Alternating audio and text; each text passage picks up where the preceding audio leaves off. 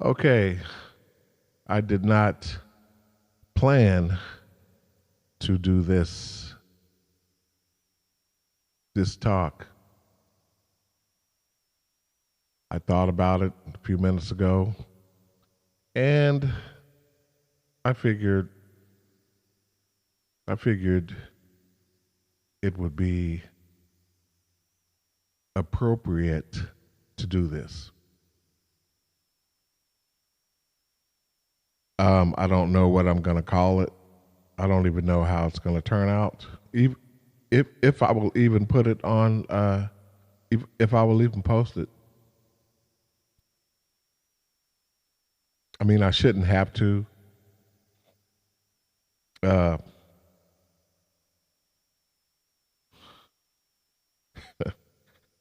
I'm not trying to prove anything to anyone. Everyone on the face of this earth is human, flesh and blood, just like I am. Everyone on the face of this earth has made mistakes, will make mistakes. You are not perfect. The Messiah, Jesus Himself, told the rich young ruler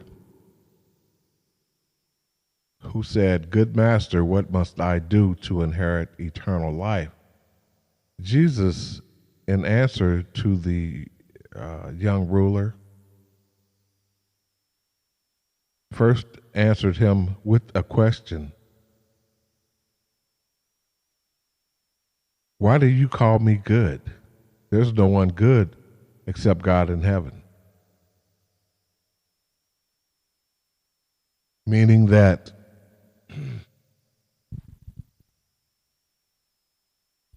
he himself, no doubt, was tempted, and meaning that he was not only tempted in the desert by Satan, he was tempted in other ways.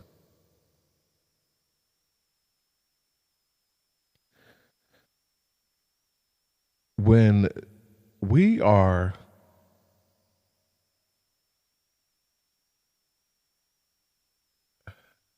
how can I put this? We were born with this these hormones in us that sometimes rage,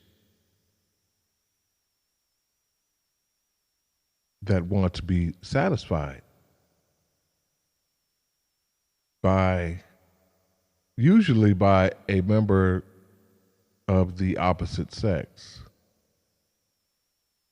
Now, I was just watching something about the HIV or whatever, about the medicines that they take, HIV people, and they had this so elaborate commercial on, with guys flirting with guys and all this and that, well, flirting or kissing or putting their arms around or whatever it was, with the little music on in the background and all this and that.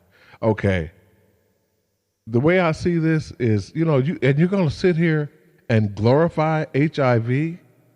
Well, it's okay. I got HIV and this and that, and it's okay. And you can still have an active life with HIV, and you're sitting there hugging another man or kissing another man. I don't know how that went, but I'm like, isn't this how you got this disease in the first place? That is abnormal. I mean, it's like what? And these people who do these commercials have moral values whatsoever. You do these commercials like, oh well, it's okay for you to be homosexual, okay, but you got the little disease, okay. Oh, we got something, we got a commercial for that, we got a medicine for that now. You keep on being a homosexual, it's okay. Are you serious? Boy, I'll tell you what. I'll tell you what. And I'm going to say it. I don't care who doesn't like it. Homosexuality is as wrong as two left shoes. There's nothing right or moral about two men being together. There's nothing moral about two women being together. It is an abomination. This commercial was an abomination. It was like put the icing on the cake of the abomination of homosexuality. It was like an abomination.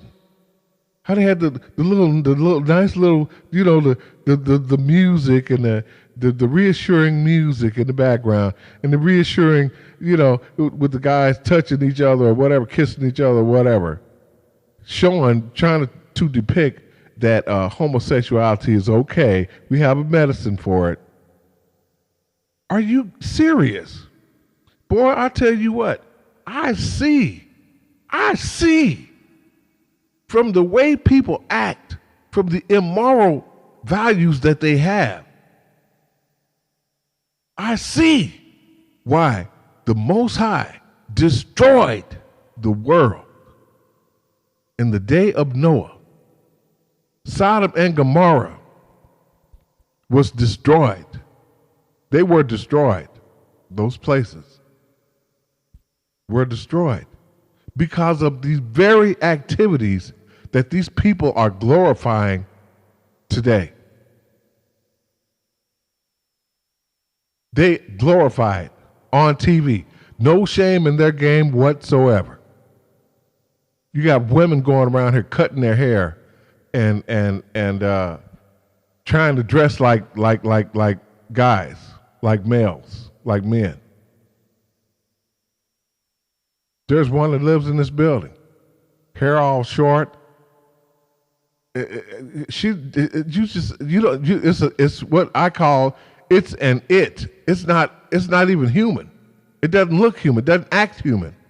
Doesn't act like a woman. Can't pass for a man. Can't pass for a woman. And has a nasty attitude.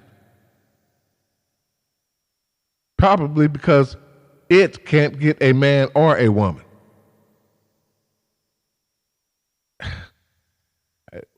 I'll tell you what.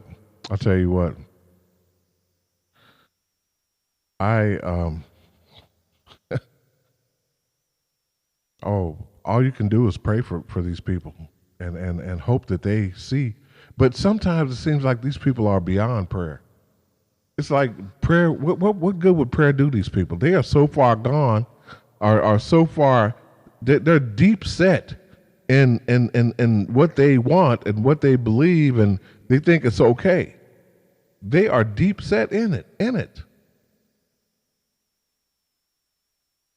Now, I'm going to go back to why I'm doing this post. When I do talks, why I'm doing this talk, it's not posted yet. But when I do talks, sometimes I come across different subjects. I think about different things. And I'm glad I do, because I'm getting it off my chest. I'm getting it out of my system, something that I wanted to say maybe months ago or years ago. So that's one thing I do get out of doing these talks, because I get stuff off my chest. I say what I feel, and it doesn't matter whether you like it or not. I'm getting it off my chest. I'm putting it out there.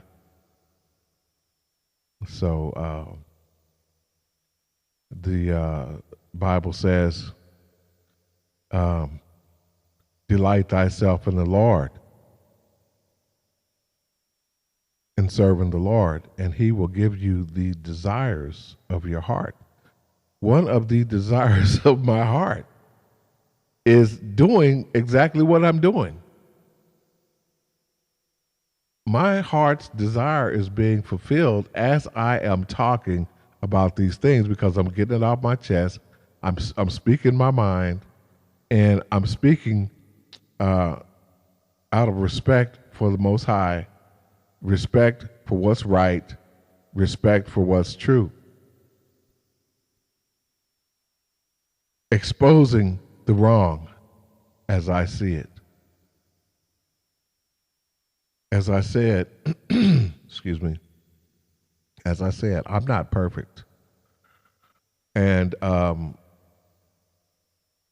don't want anyone to think of me as being perfect. I'm human. It's like I said at the beginning of this talk. I am as human as you are. To me, life is a learning experience.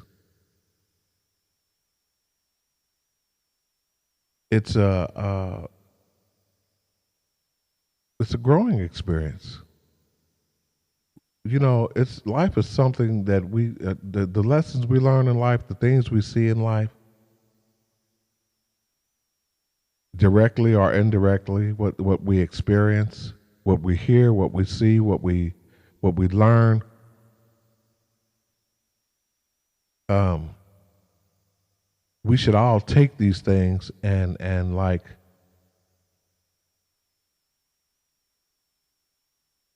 examine them, analyze them, incorporate them into our thinking, into our hearts, into our spirits, and take the good out of it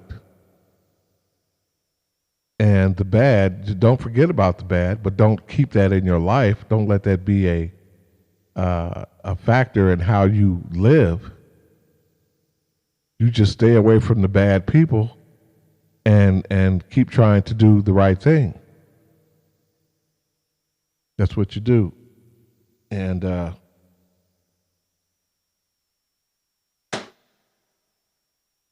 go on. Life is going to have a challenge every day. For many of us, it's a challenge just getting up, um, getting up out of the bed. We have challenges every day. We're challenged.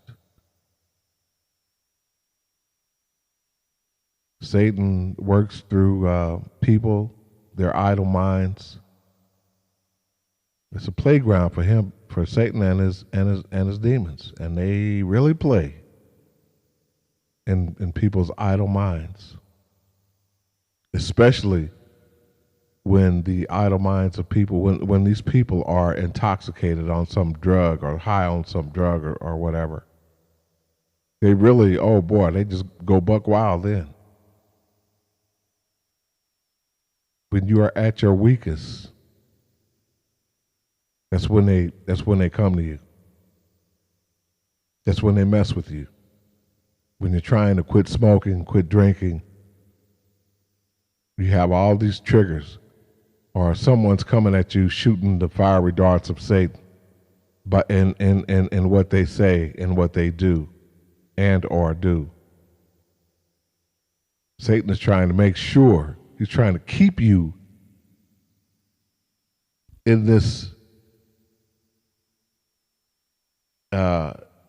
where he can he has control in a way of your life, of what you do, of your emotions, of your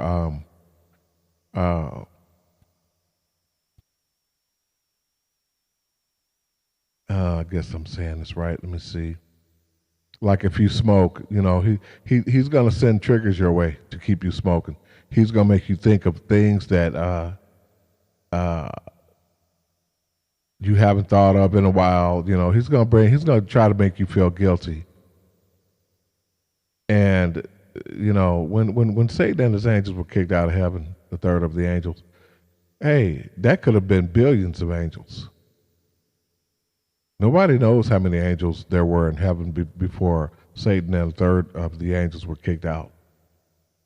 There could be billions of angels, and they're all against us.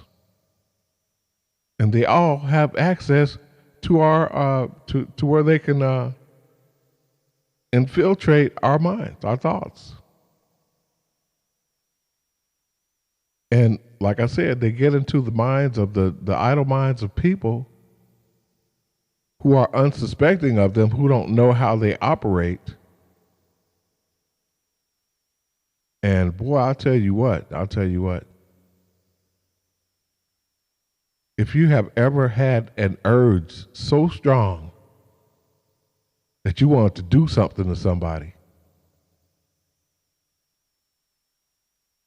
if you keep thinking about it, if you don't just sit down and reason with yourself, be logical with yourself, but you just keep thinking about this, oh, I'm gonna do this, I'm gonna get this pearl, I'm gonna get that pearl, whatever. No, sit down and think about it. The jails are full right now. Prisons are full. There are many people incarcerated, many people dead because of these urges to do something to somebody else. When you are in a situation like if you're in a gang, boy, you're in Satan's territory and you don't even know it. You are right. You are in one of those situations where right where he wants you to be in.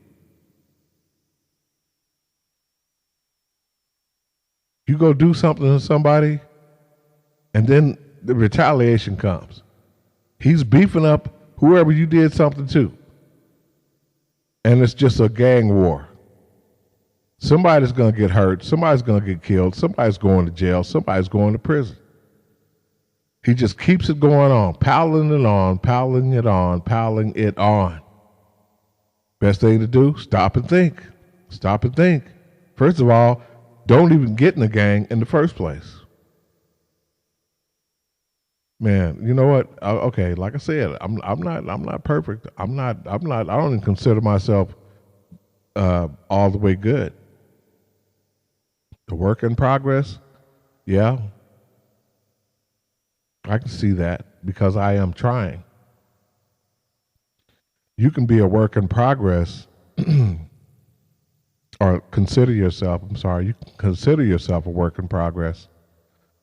But if you aren't trying to progress, if you're not doing anything to progress in this life, in the way of what you say and the things you do, or in the way of changing the things you do and the things you say, or how you live, if you're not trying to change any of that, then you're not a work in progress. You're just here.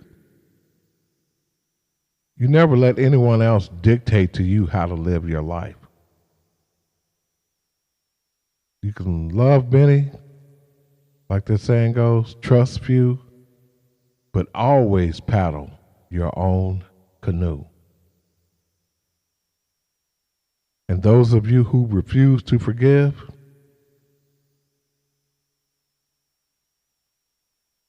you break the bridge over which you yourself must cross if you are to be forgiven by the Most High.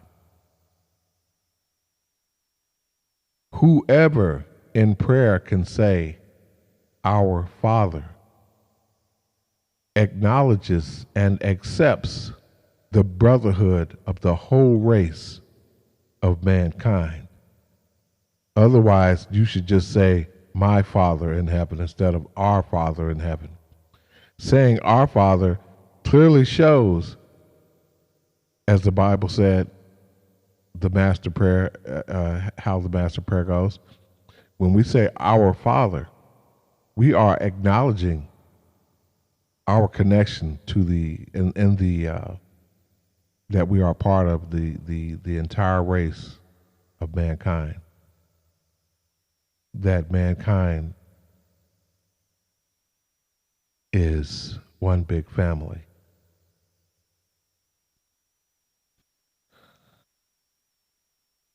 This is one thing I have to mention here. And you can say that I'm funny with this or whatever.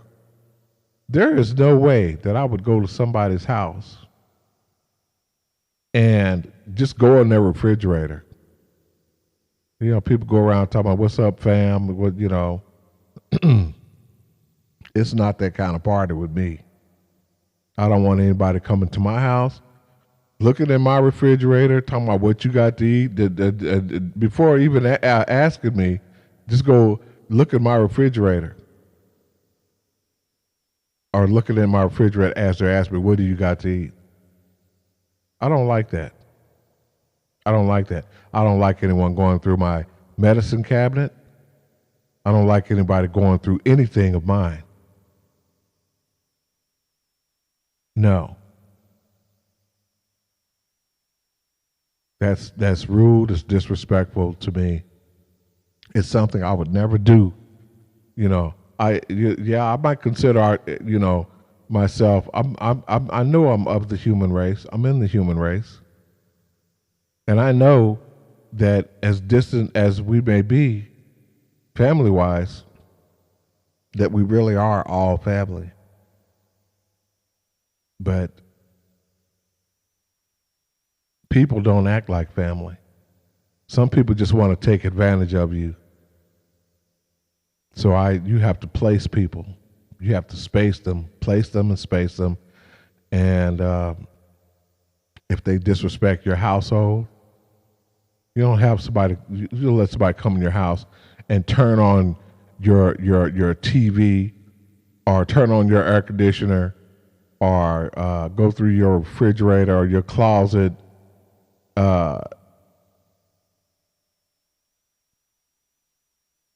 No, that's disrespectful. You don't do that. It's not that kind of party. Unless I invite you or tell you, you can go into my refrigerator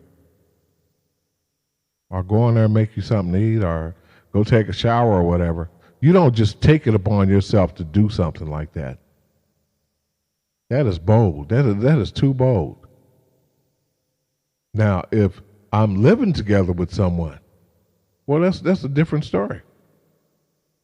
Because if I am, 9 times out of 10, they have their own food, they have their own towels, they have their own stuff to get clean with. You know, it's different. They can turn on the TV, but don't disrespect me if I'm asleep.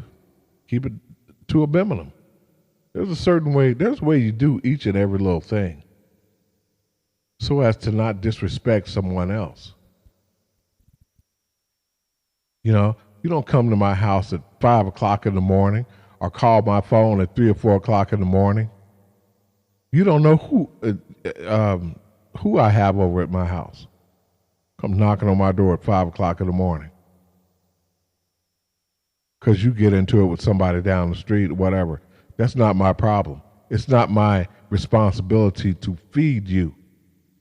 It's not my responsibility to give you a place to sleep.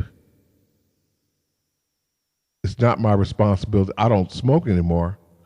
It's not my responsibility, even if I did, to give you a cigarette or to give you a drink. It's not my responsibility that you take a shower in my house. No.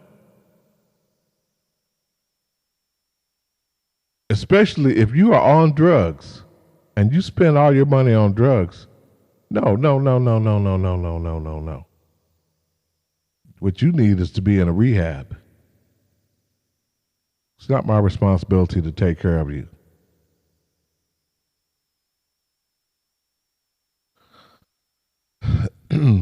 I lead a quiet life. Maybe not a perfect life, but I like my peace of mind. I like to be by myself. I don't have to worry about something missing or my food getting ate up or, I just don't have to worry about stuff like that.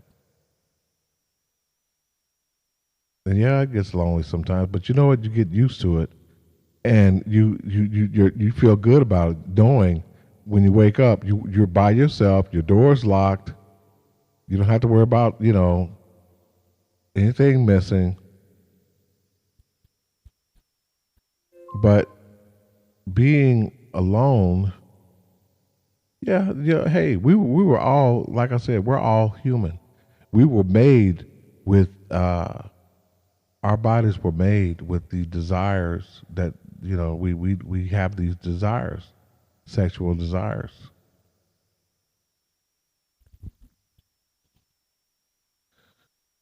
But like I said, it's better those desires pass. Just like the craving for a cigarette, it passes. It passes. Yeah, it might build up after a little while and be stronger the next time.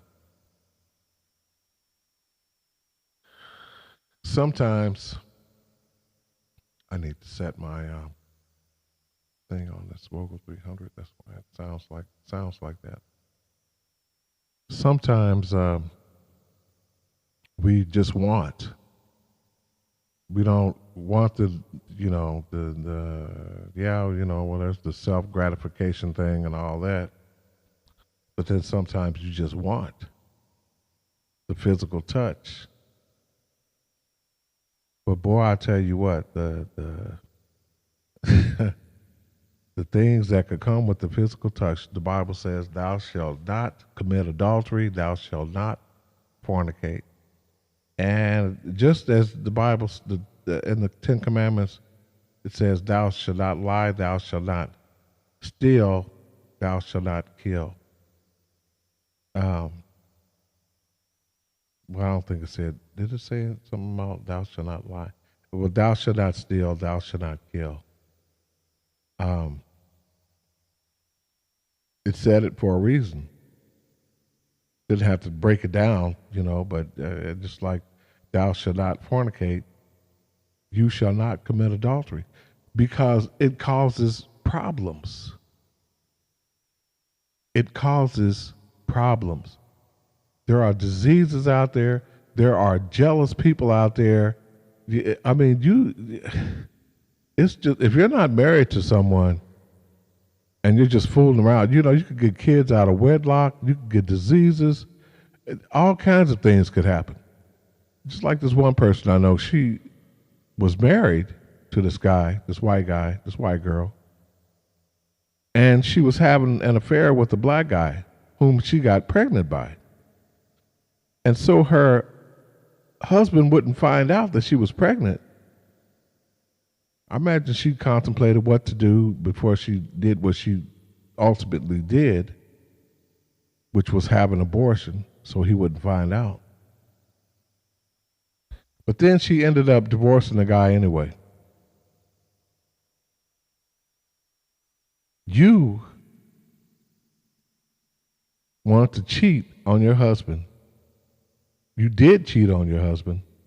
You got pregnant as a result of cheating on your husband. And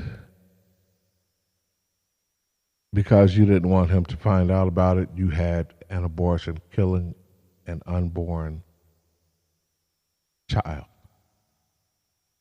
that had nothing to do with what you did. That's something that she has to deal with. She said that she knows that she is forgiven. But I know for a fact you may be forgiven, but the Most High will make sure, one way or another, that you pay for what you did so that you'll never do it again. So that you might never do it again.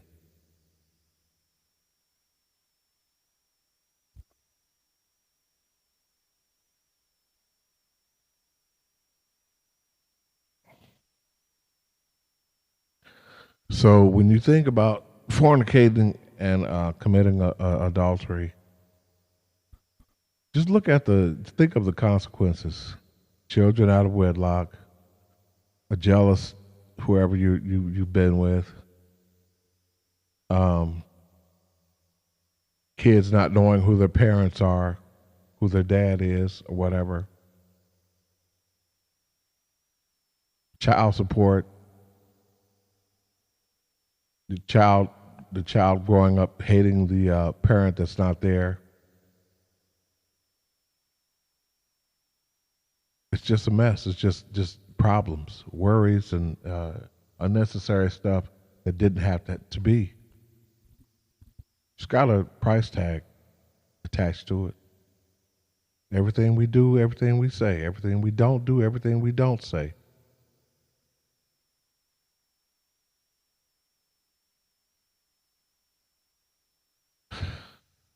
That we should say, that we should do, and that we shouldn't do and we shouldn't say. It's just there's one word to describe what I'm talking about. Think. Think and do the right thing. Think before you act. Do the right thing. Is it worth it? People nowadays, and the Bible says critical times hard to deal with will be here in the last days. Oh, if you don't know that we're in the last days, oh, what more do you need to see for that to be proved to you? The love of many will wax cold. There's a post on my page called "Not Good Being Alone." It's one I wrote out, and it describes why people are alone, and that it's better to be alone than to be in a situation where you wish you had kept being alone. People don't trust anyone nowadays. So these personal sites, you get messages from you think you're getting messages from other people, and when it's actually the people who work for the site sending messages to you or likes to you or whatever from people, and then it's just to get you to pay for something. It is. It's just to get 9 times out of 10. It's just to get you to pay for something.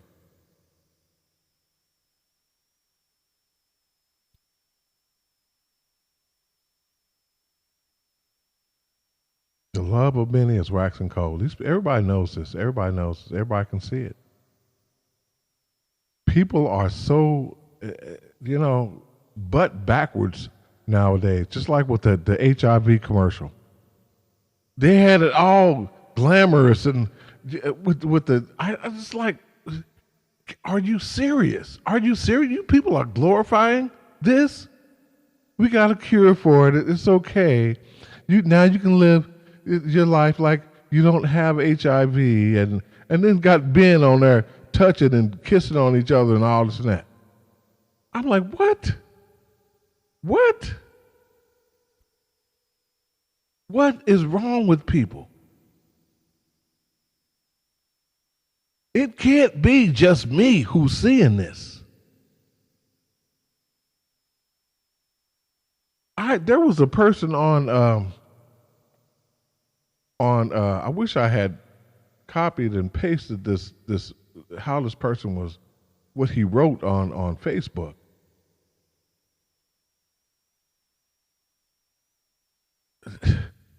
The illiteracy and then the unashamedness of putting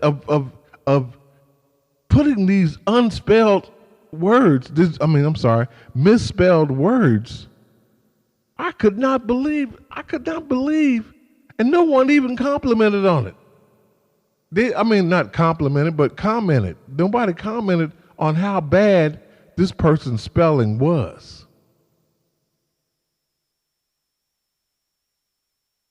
Oh my God. It's just like they were just like, it was okay. Nobody wants to take a stand for for what's wrong in this world. Obviously, this person, if they did go to school, boy, they sure were goof ups. They were just screw ups when they went to school. They didn't learn anything.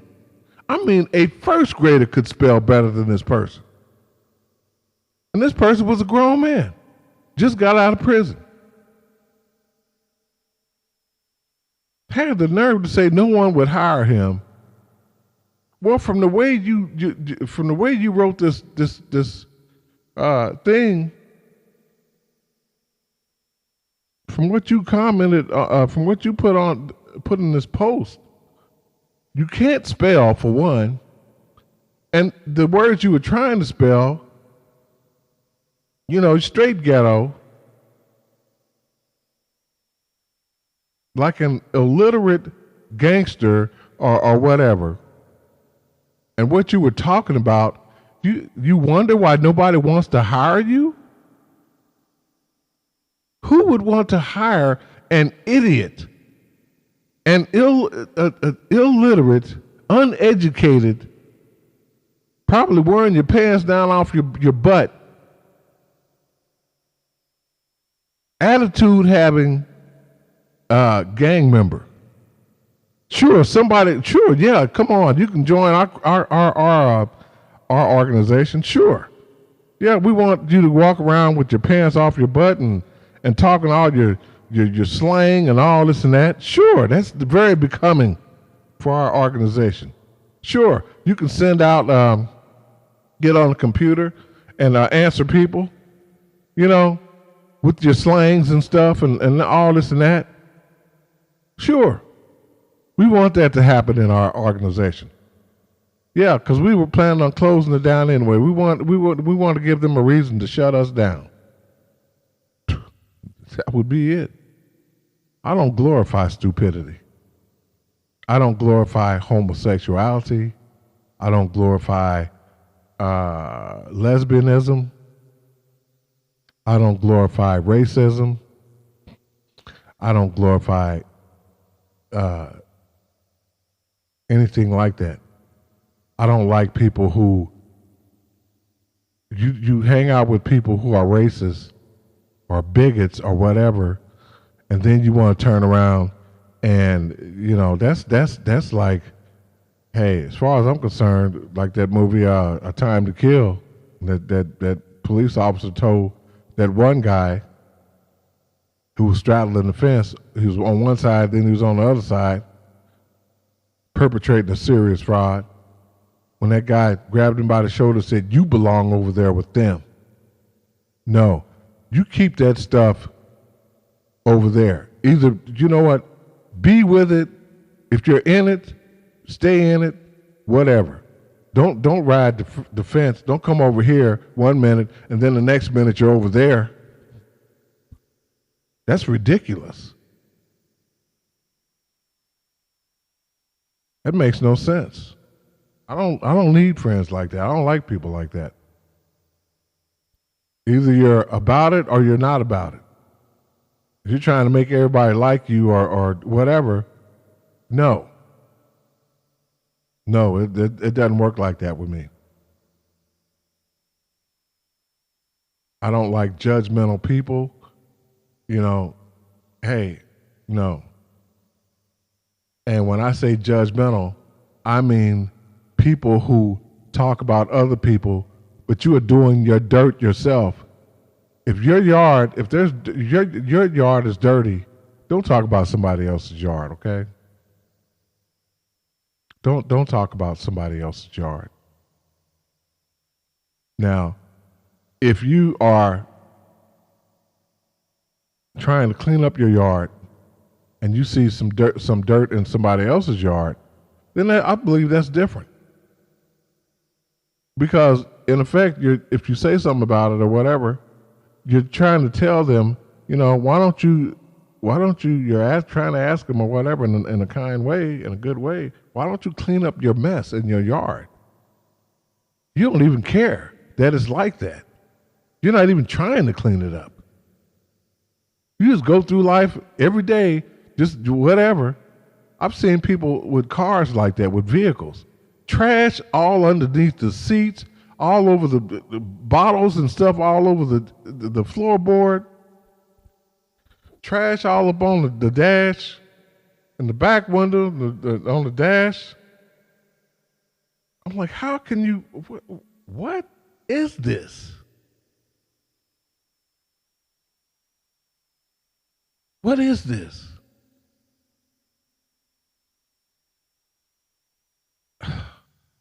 Wow. I mean, I'm more neat and organized than I'm not. I'm not a fanatic about it. No, I leave dirty dishes in my sink from time to time for maybe overnight or whatever. I don't leave it in there for not no 2 or 3 days or a week or no. That is just pure lazy. That's laziness. But for someone to even come up with it, and it had to be some homosexual that came up with this idea, this commercial idea, who came up with the idea for this commercial glorifying HIV and homosexuality, that it's okay, we have a cure for it, with the little music playing in the background, to try to comfort the people, whatever, it's okay. And then you got people on there hugging and kissing each other like it's okay. Oh, God, that made me so mad. I guess it's a good thing I'm not in control of Hellfire, because that whole set, when they were doing the commercial, would have been burnt the hell up.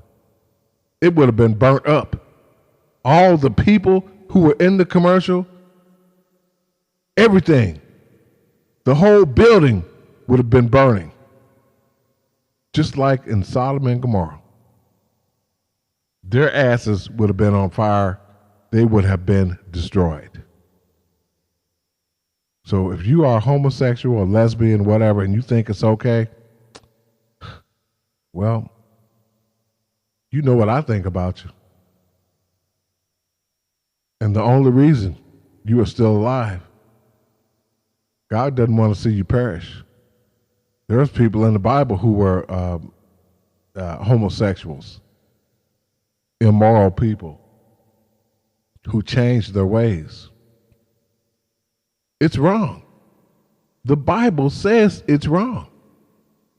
And I'll tell you another abomination, is you people celebrating these pagan holidays. Oh, God. It's all for commercialism. It's all for money.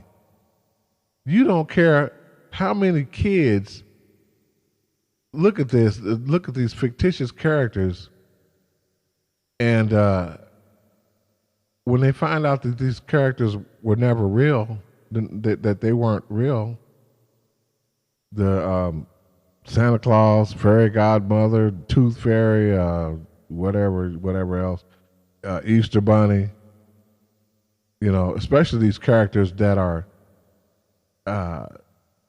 like Easter and this December 25th pagan Christmas holiday. Like Jesus said, you people honor me with your mouths, but your hearts are far from me. There is no such thing as an Easter bunny. Rabbits don't lay eggs anyway. Okay, you people are doing nothing but confusing kids. You concoct all these different stories, and then you want to sell. You capitalize on it by selling this stuff to color Easter eggs and the Easter bunnies and the Santa Claus and all this and that. Junk. You got Santa Claus wrapped around the birth of Jesus. Santa Claus. You got the Easter bunny wrapped around the resurrection of Jesus, the death and resurrection of Jesus. Okay, check it out. When kids find out that these things don't exist, the Easter bunny that they have never seen, Santa Claus that they've really never seen, that is so closely wrapped around, related to the birth, death, and resurrection of Jesus, who also they have never seen. They've never seen heaven. They've never seen God. They've never seen Jesus. They've never seen Santa Claus. They've never seen an Easter bunny. All they've seen is grown people lying to them. That's all they've seen. So when they think about it, they also must think, some of them anyway, at least, some of them are thinking, well, I've never seen Jesus either, never seen God, never seen heaven. So maybe they don't exist either. Maybe this is just a bit, and then they look at the world that's so messed up with the wars and diseases and the hatred and the racism, the drugs, the crimes, the games people play, the stealing, the cheating, the killing, the beating, the rapes, all this junk they look at. And then they look at adults again who they thought had everything under control, who they thought they could look up to, who they trusted. And they rebel, saying, adults don't know what they're doing. This whole world is messed up. We don't know what to believe in. So then they turn to drugs. They run away from home. They turn to drugs. They turn to gangs. They join gangs. The girls become prostitutes on drugs, doing whatever it takes to make money. They skip school. They have a poor education. Then when they want stuff, what do? They go out and steal for what they want. Nobody wants to hire them. No one wants to hire someone who didn't finish school. Do you see the problems that you cause? Adults and all this junk, all these lies. You've lied to people. In the history books, the government has lied to people. And the lie still today permeates society that white people are the chosen people of the Most High. You got all this white supremacist junk going on because of lies that someone in the Caucasian race came up with, taking books out of the Bible, hiding the true identity of the chosen people of the Most High. You not only did you take books out hiding who they were, you put fictitious images in the Bible of a Caucasian Jesus. You put images in the Bible depicting that all the main biblical characters were white. So you have two damnations coming right there for taking stuff out of the Bible and for adding stuff to the Bible. Two damnations right there. Oh, but that wasn't good enough. That was not good enough. Then what did you do? This was before that, though. When you first came to America, Columbus, you lied, said Columbus discovered America. Columbus didn't discover America. Columbus discovered people living in this land. Natives were living here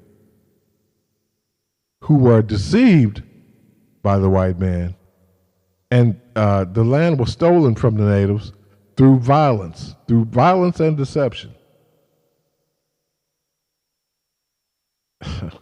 God, you said all the presidents were white. The first 7 presidents, in fact, in truth, were black. Why the lies? Why the lies? Where did they originate from? Satan. He lied to angels in heaven. Got a third of them to believe him. When the time came for him to be uh, expelled from heaven, put out, put out of heaven. He didn't want to go. So war broke out. He was cast to the vicinity of the earth.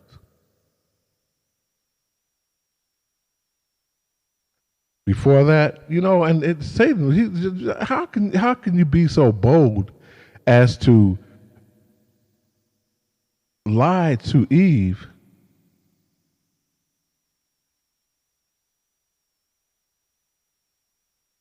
He still had access to heaven. He's going to come down here and lie to Eve, knowing that Adam loved Eve, and he would if he could get Eve to eat from the forbidden fruit, uh,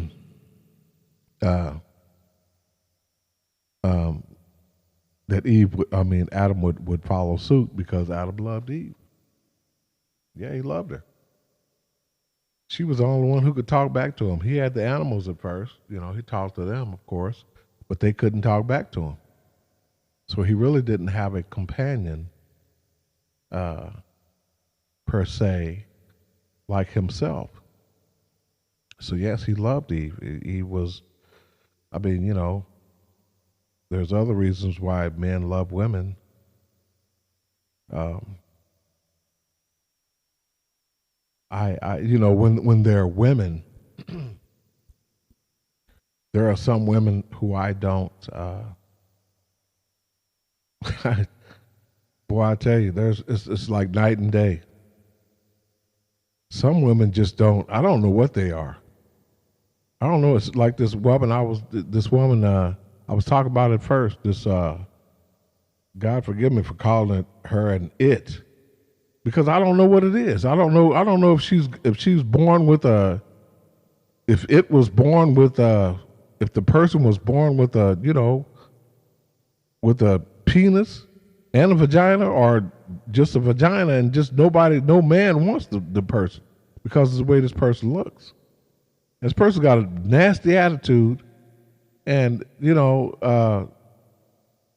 so I'm assuming that's what it is, but I really don't know. That's why I don't know what to call it. I don't know what to call it, a he, she, or he, she, what.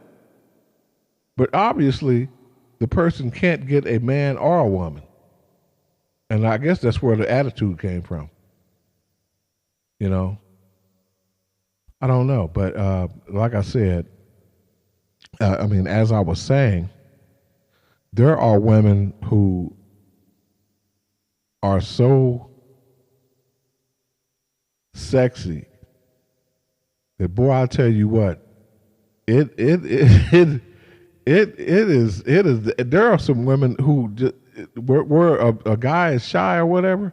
If you see the right woman, it's just something about them you can't help. You have to go talk to them against all odds.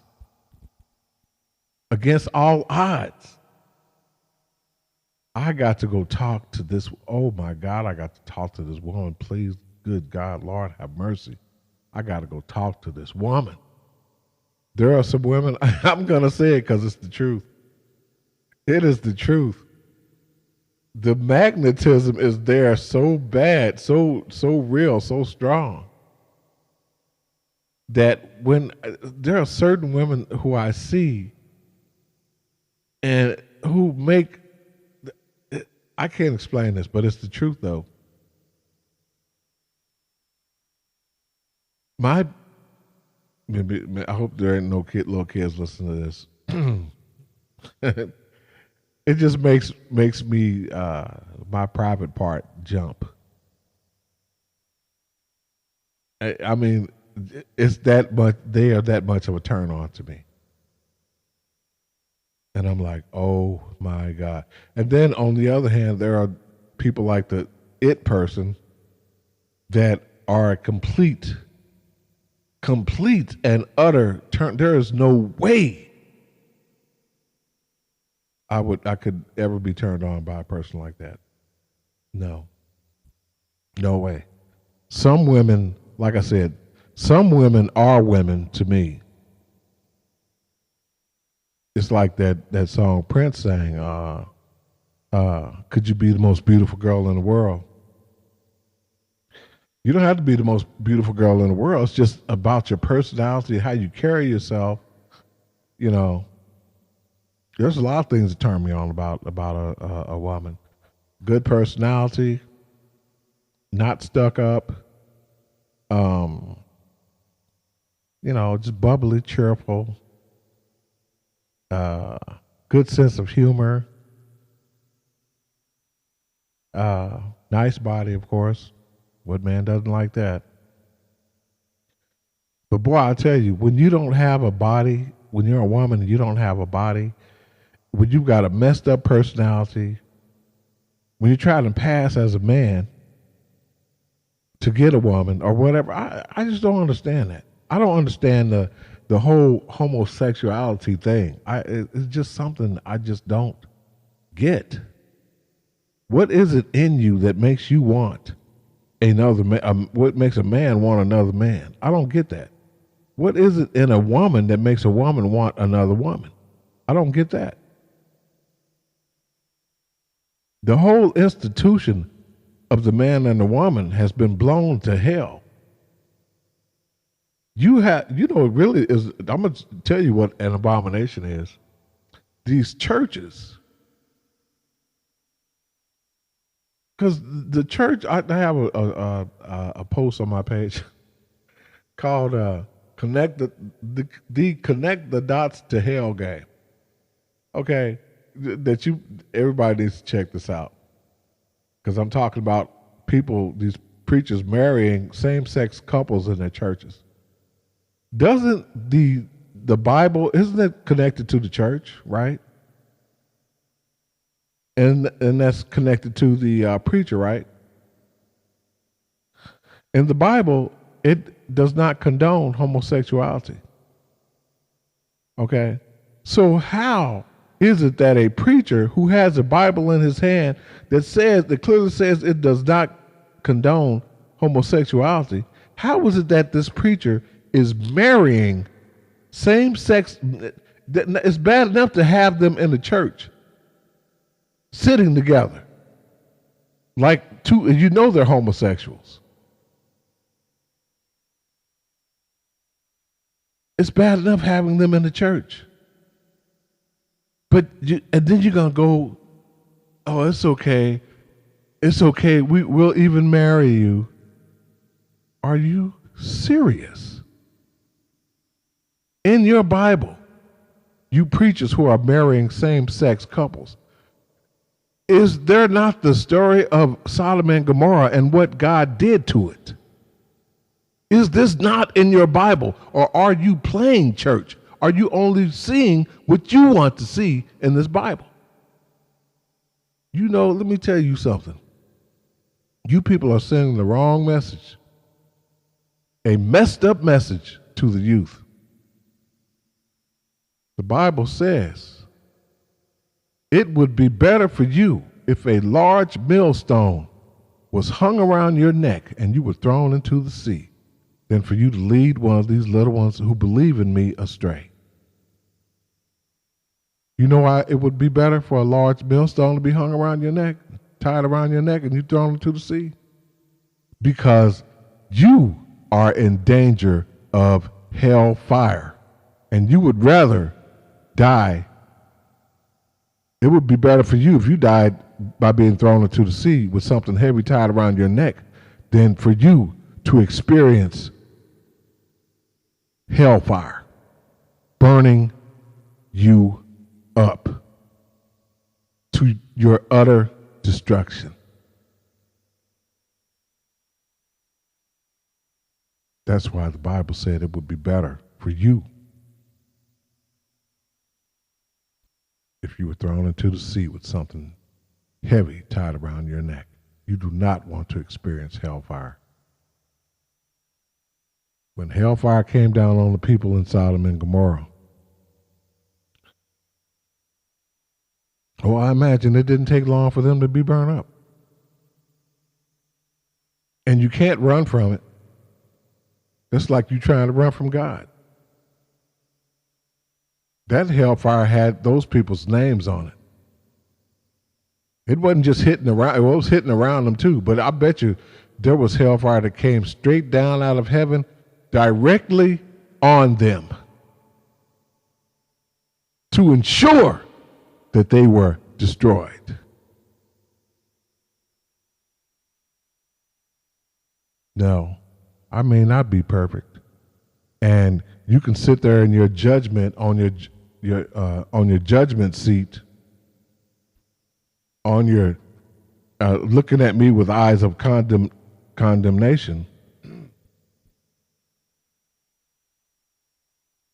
and sarcastically tell me, "Well, you go and save society," and you go and save society. You haven't changed. You haven't changed. You haven't changed. I never said that I was perfect. I never said that I was all the way good.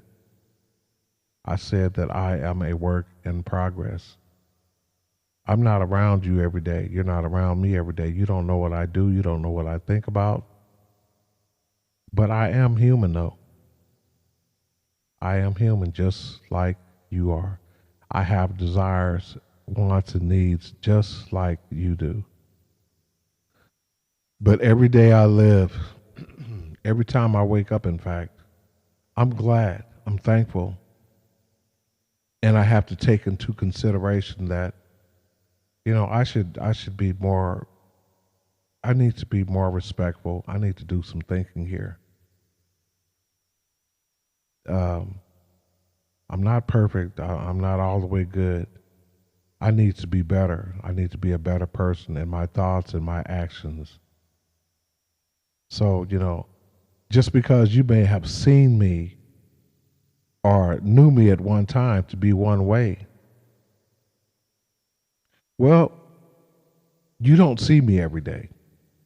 You don't talk to me every day. I don't talk to you every day. I don't see you every day. I don't know what you do, what you think about. You don't know what I do, what I think about. Just because you remember me to be one way whenever you saw me or whenever we were together or whenever we talked or whatever. What we did in the past. For one thing, that's the past. Every day is a different day. Just because you knew me at one time to be a certain way or to be this way or that way does not mean that I'm still that same way. Like I said, everybody has their desires, sexual desires. Yeah, everybody does. And it's something that we all have to control. If you can't find the right person in this life, and some people might think, might read my what I wrote about not good being alone. They might read it, and but still they have no trust. They have no faith. Because of the way they've been done by other people. They have more contentment. They're more content being alone. I think what I'm doing these talks is a good thing, at least for me. And in a way, I'm glad that people have to stay in. Maybe somebody's listening now. Maybe the word will get out. Y'all listen to this guy talk or whatever. He may not be a perfect speaker, and I'm not.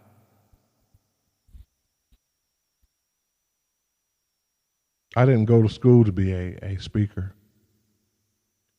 I'm just being me, doing the best I can do, doing the best I can, working with what I have, where I'm at, I'm not going all out with flyers and all this and that to get you to listen to my talks. No.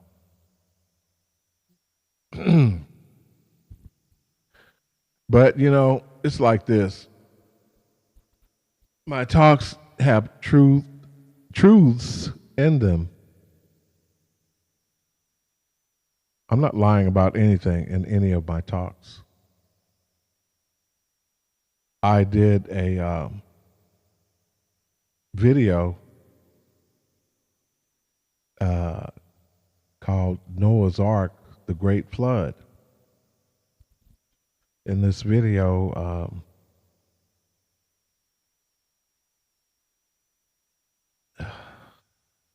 there was a song called Noah's Ark, the Great Flood, that I put with this video. When I first posted it on YouTube, it was there probably about about a month, and I only had 5, 6, maybe 10, maybe even more than that, maybe about 20 views. About a year later, I looked at it again. I wanted to listen to it, and I looked at it and I saw that it had over 8,500 views. I'm like, wow. And the first thing I thought was, something happened somewhere. Something happened somewhere. And I heard about the hurricane or whatever that big storm was that came down through New Orleans. It was right around that time. People were joking. I know I was joking about it. Said, "Well, you people in New Orleans wanted to drink, so God gave you here. You want to drink? I'll give you something to drink." Oh wow! Drink on this.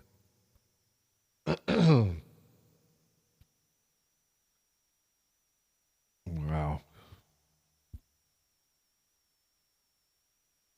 Never fails, though. 911 happened when the planes crashed into the Twin Towers and the Pentagon. People flooded the churches. Oh, the people were praying then. But before that, where were the prayers? Before the flooding of New Orleans, where were the prayers? Before the tornadoes that did mass damage, where were the people and their prayers? Before the deadly viruses came to America, the deadly viruses that happened around the world, where were the prayers? And why is it that after these things are gone, you forget how you needed the Most High? And you go back to doing the same thing or other things just as messed up as what you were doing in the first place.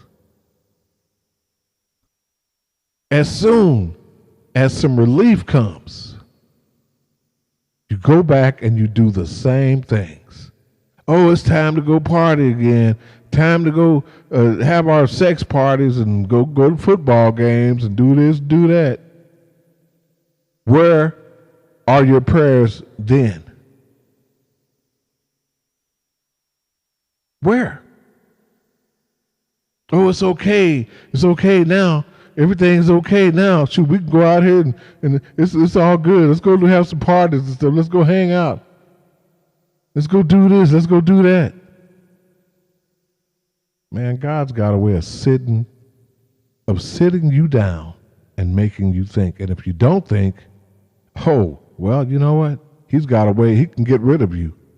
He can make an example out of you. Believe you me, I am no better than any of you out there. I am no worse than any of you out there. I just choose to do something with my time that is more productive than it is not productive.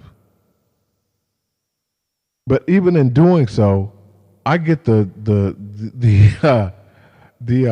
fiery darts coming from people, or Satan is trying to get at me in one way or the other.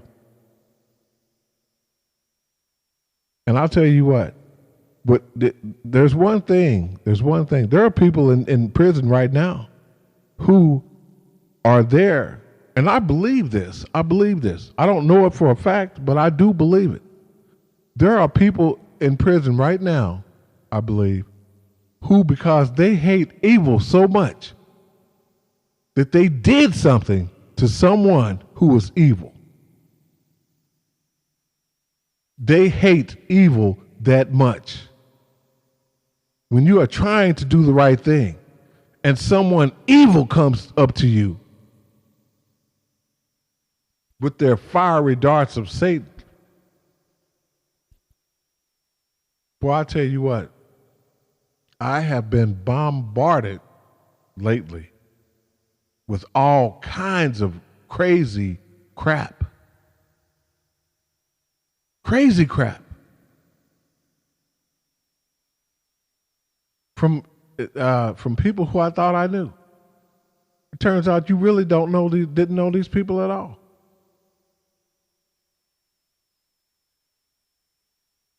So you have to place them. You have to place them.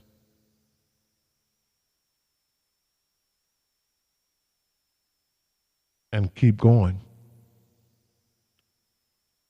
Because I'll tell you what, Satan will come to you, he will get in your mind and make you want to, if you don't stop and think, hey, it only takes a second.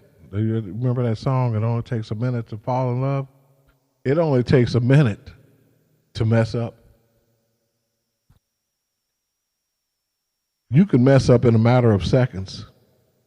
You can pull a gun, pull a knife, get you an iron pipe or a baseball bat or something and beat the hell out of somebody or kill someone.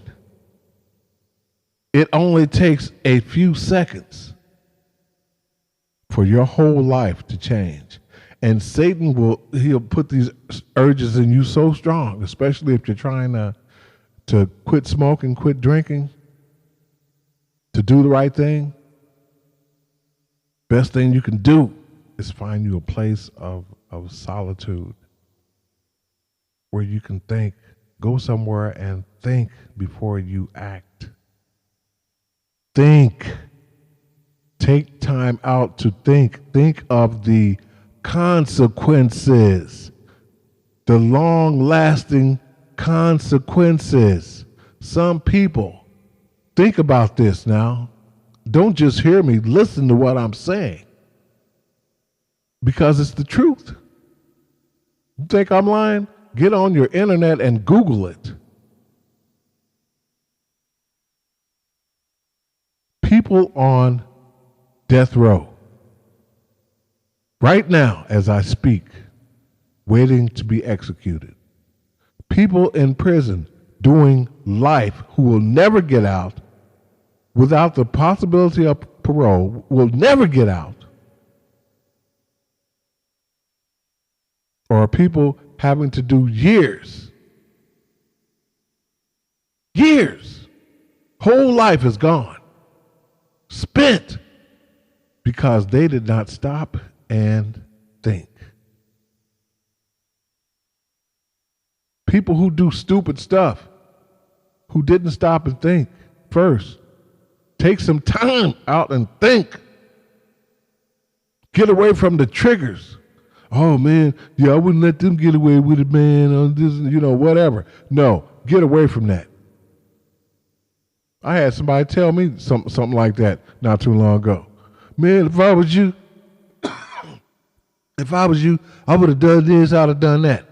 And I put that person right in where I thought they needed to be, in their place, right where I thought they needed to be. I said, yeah, but if I had done that, I'd be in jail right now.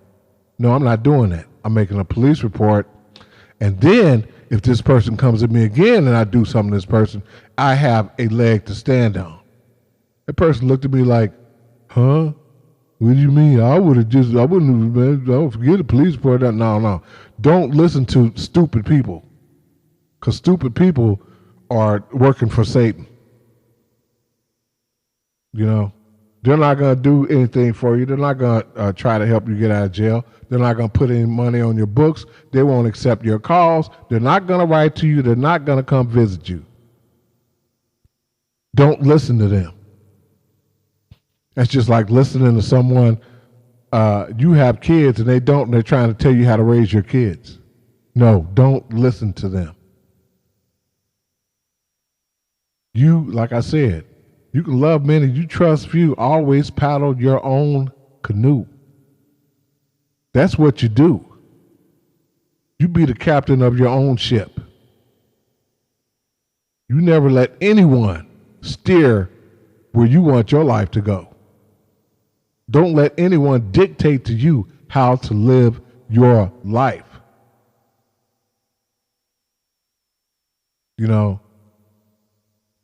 No, I'm not perfect. And, every once in a while I slip. Because why? Because I'm human. Because why? Because I grew up around other humans. Because why? I picked up certain habits when I was growing up. Because why? That's just the way life is. We learn different slangs. We learn, people get tattoos because they see other people doing it. People get piercings because they see other people doing it. People pick up the slang language because they hear other people saying it. People tend to follow the world because they've been doing it all their lives. Some people keep doing drugs because they're used to doing it. Some people keep smoking cigarettes because they're used to smoking cigarettes. Some people keep drinking because they're used to drinking. It's when you are trying to change that makes the difference. Like I said, those of you out there who are judgmental, who are condemning in your words and deeds or whatever, in your sarcastic, asinine, satanic, fiery darts that you like to shoot out, God's got something for you. You want to judge me? So matter-of-factly, like you know me? Somebody did that not too long ago. A female who contacted me, had her son investigate to find out where I was, to find out where I'm at. I hadn't seen this girl, heard from this girl in 15 years. At first, I didn't even know who she was. Then I recognized the voice. I said, Lisa? I'm like, how'd you get my phone number? Well, I had my son investigate, find out where you are. Okay. Then the next thing I hear is she was getting ready to sell her house and buy an RV and just travel around the country. Okay. Why are you telling me this? I knew why. I didn't play into it though. I didn't, not the way that she wanted me to. And she obviously found out about my talk videos.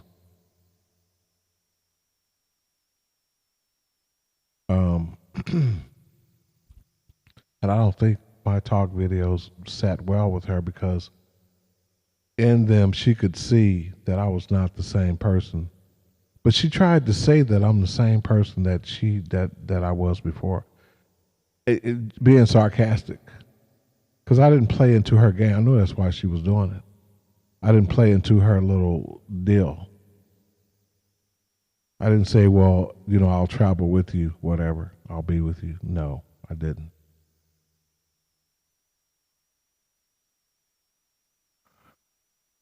So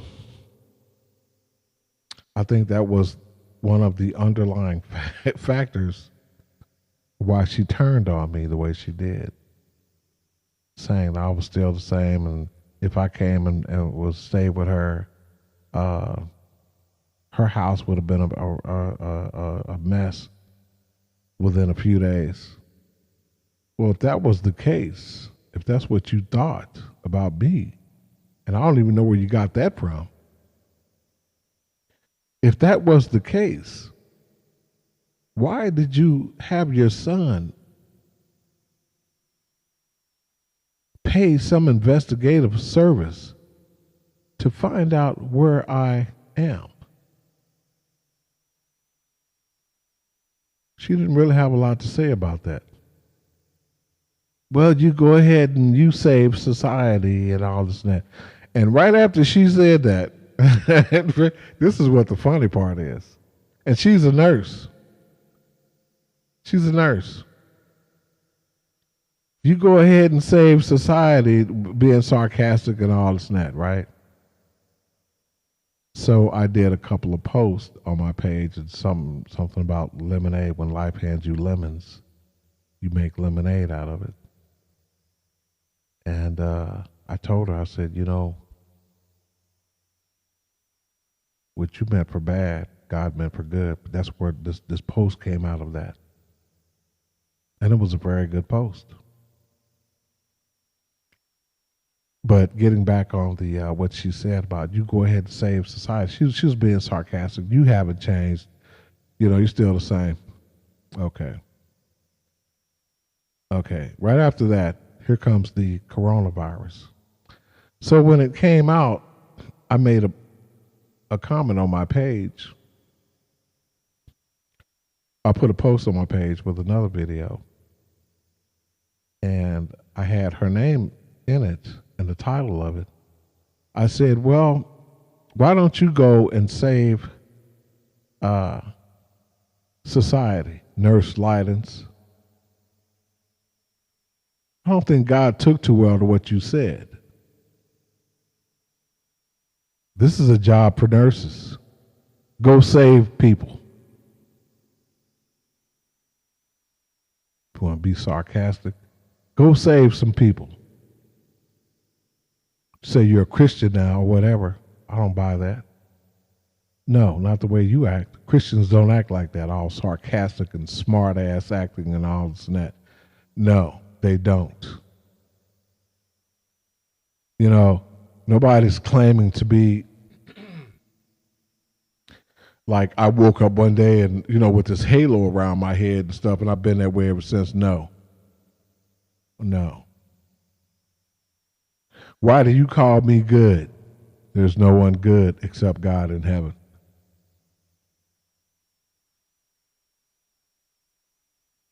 We have to strive to change. We have to work out our own salvation. This is the way I choose to work mine out, by telling the truth about things, posting it on my page for others to hear. There are other talk videos on my page. Some of which are you'll hear some repetition in them. They're not all the same, because if they were all the same, I would only need one post on my page, right? They are not all the same. I'm talking about different things, and there's, like I said, there's some repetition in some of them. You find some of them repetitious. But don't judge me. Please don't judge me. Unless you can do better, unless you are doing something that's better than what I'm doing. And if you're a Christian, why would you judge me anyway? And then why would you judge me in a sarcastic way and claim that you are a Christian? You are doing nothing but playing church. You're like the imitation cheese-like Christian. You're not real. You are not real. How you get up in the morning and look in the mirror and don't just stand there and say, you need to change you. You need to make that change, man in the mirror, person in the mirror.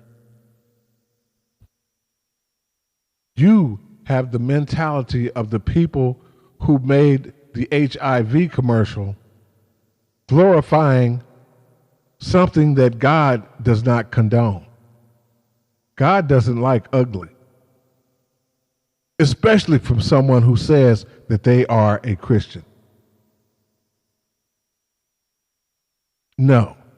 How are you a Christian when you have a church and a pantry in your church and you have pork in your pantry that you give out to people who need food? Pork. Does the Bible condone eating pork? No, it's against it. Do not eat pork. Don't eat anything. Don't eat any pig. Don't eat any hog. Don't eat any swine. It's all the same thing. Don't eat pork. But you hand out pork. I've seen different church pantries handing out pork. Pork. Doesn't the church have something to do with the Bible? Doesn't the Bible have something to do, say something about not eating pork?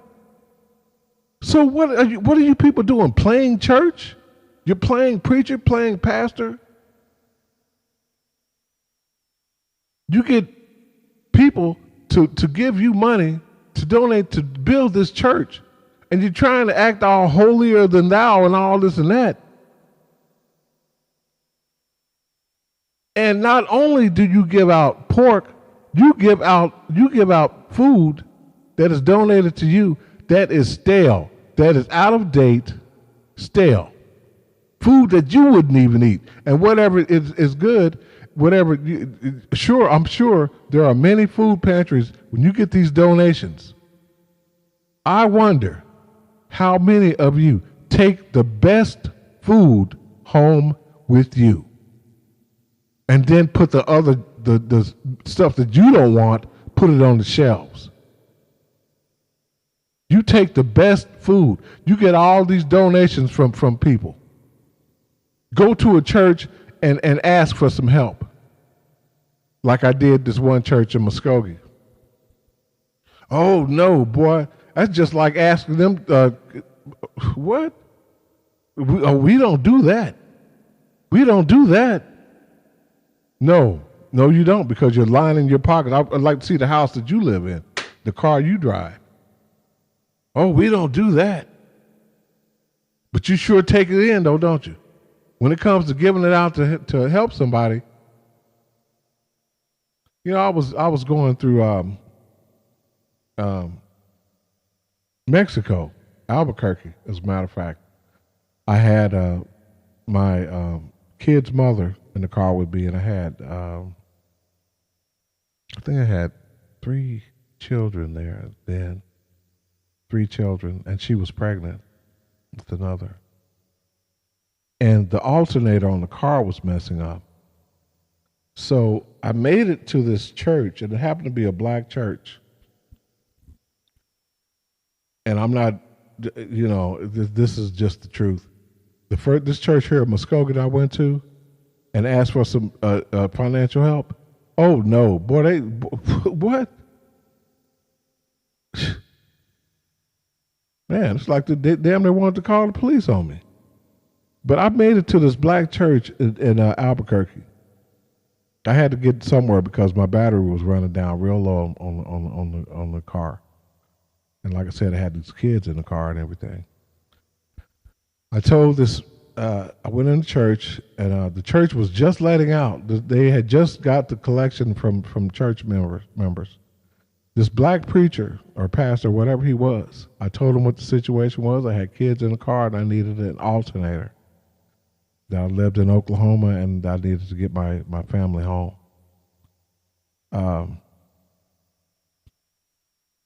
He didn't count what he had in his hand. He had all the money in his hand. That I think some of it was still in the was still in collection plates. He gave me every dime of the money that he got from the the church collected from its members. He didn't even count it. He just looked at me and said, "I hope this is enough to help you and your kids get home." I think he said, "God bless you." And I couldn't believe. I was flabbergasted because he had just got the money. He had just got it. I walked in on that. I saw that. The church closing out was a black man. This church here in Muskogee, white church, with one black member in it. Not one that I saw. And they were so tight-fisted that it was like, "Oh, we don't do that. We don't do that." Well, I'll tell you what. And you people think you are going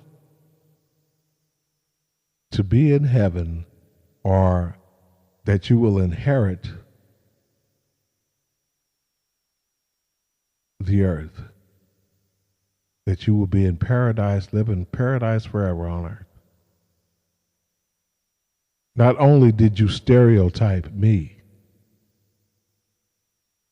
when I came in there, and you know, the Lord can come to you like the Bible says. Some of you have had angels in your presence, and you didn't even know it, because they come in different forms. It can come as a poor man. It can come as a rich man. It can come as a beggar or whatever.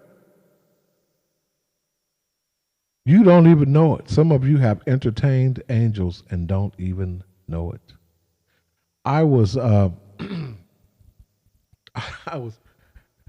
was hitchhiking from New Mexico, from Grants, New Mexico, back to Wichita, Kansas. I had called my mom and told her I was stranded down there, and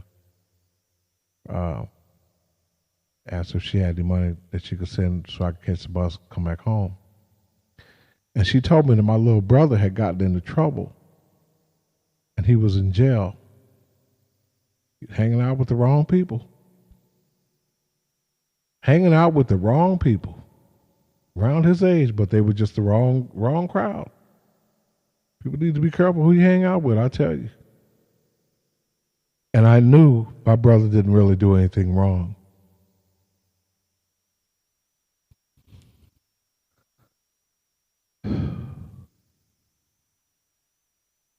So I told my mom, I asked her how much would it cost to get him out of jail. And she said, well, you know, she told me the amount and everything. I said, well, Mom, look here. Don't worry about sending me any money. Get Marcus out of jail. He does not need to be in there. He just got with the wrong people. And when you get him out, tell him to not hang around those people anymore, because they're the ones that got him in trouble by saying some stuff in the car was his when it was actually theirs. So she got him out. I said, don't worry about me. I will be okay. I will get there. It took me like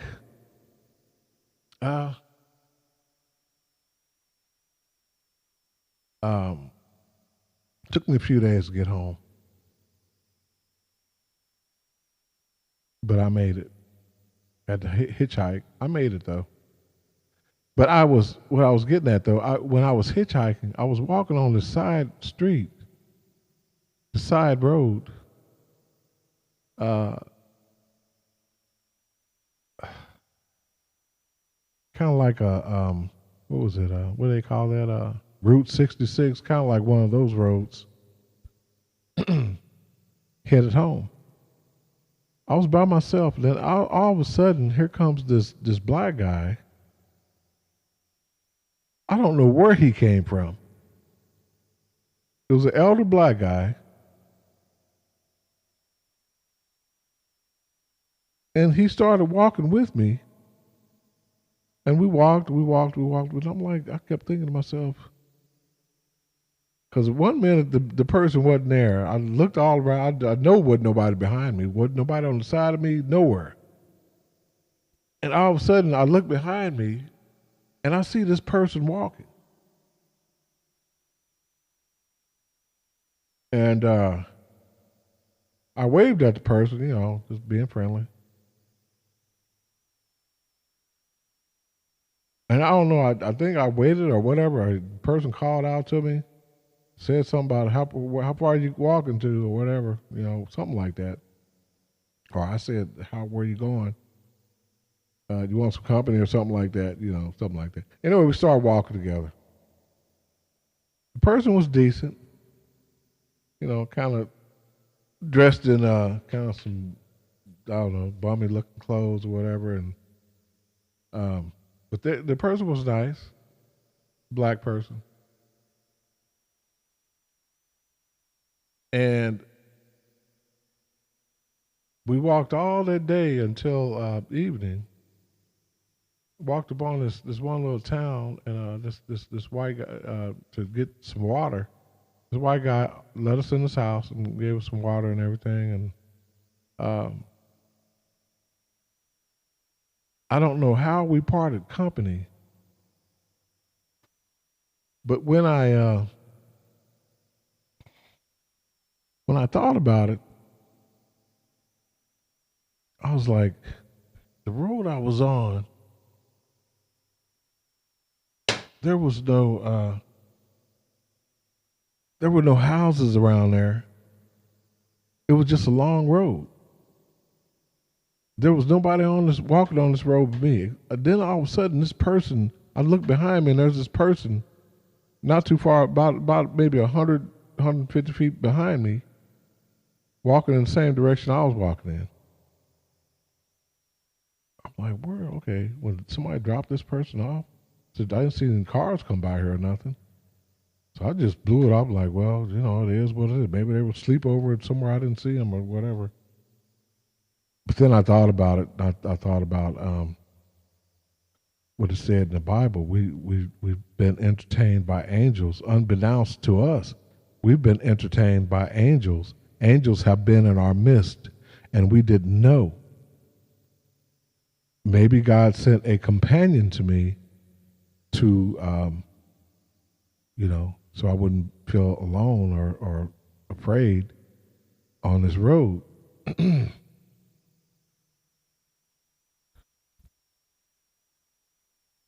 So you never know. You have to treat people the way you want to be treated, because God can do anything, and He can do it in a way that you don't even know. You don't recognize. You don't. You just don't know if it's Him doing it or if it's actually something. You just don't know. You just don't know. All I know is I had peace of mind, a sense of peace of spirit when this person was walking with me. And like I said, I don't know how we parted company or whatever, but we did.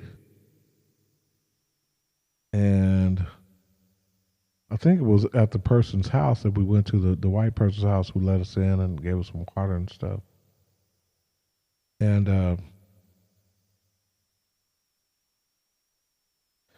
I don't know. We just parted company somewhere somehow. I know as I looked up and before I knew it, this person was gone.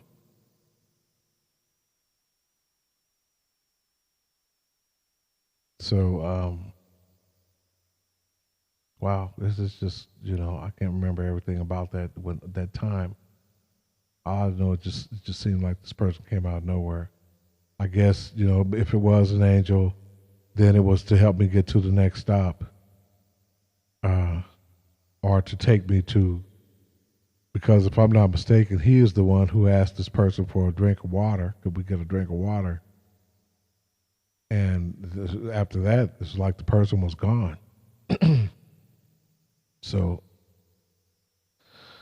but me saying that, oh, somebody's sure to say, well, oh, well, he thinks he's been entertained. The angel was walking with him and all this and that. I can't stand him. He just thinks he's this and that. He's that and this. I can't stand him. I sure want to say something. He don't know I'm looking at his page behind the scenes, but I sure want to say something. I sure want to say something. And you're probably the same person who I saw in this other dream who was burnt up.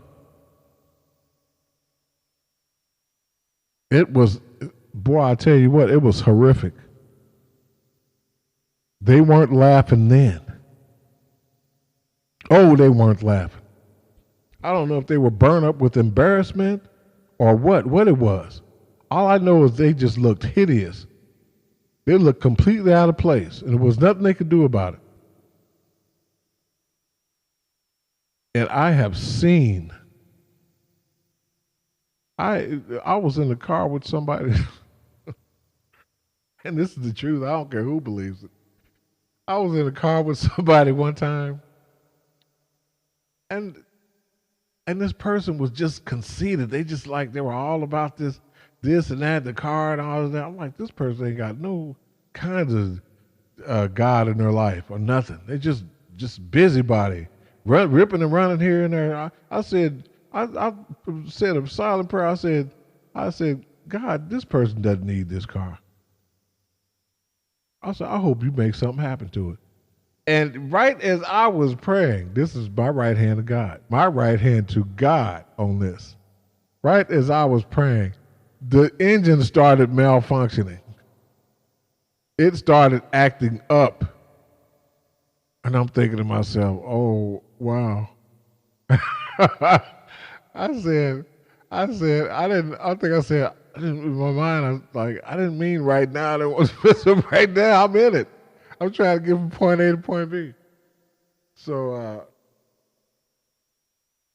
oh wow. And the person happened to be a relative of mine. I just was thinking they don't need this car, Lord. They don't need this car because they're into some mischief and they just don't need it. I hope you mess it up. Oh boy, be careful what you ask for. Hey, it happened too. They ended up having to trade the car in. Anyways,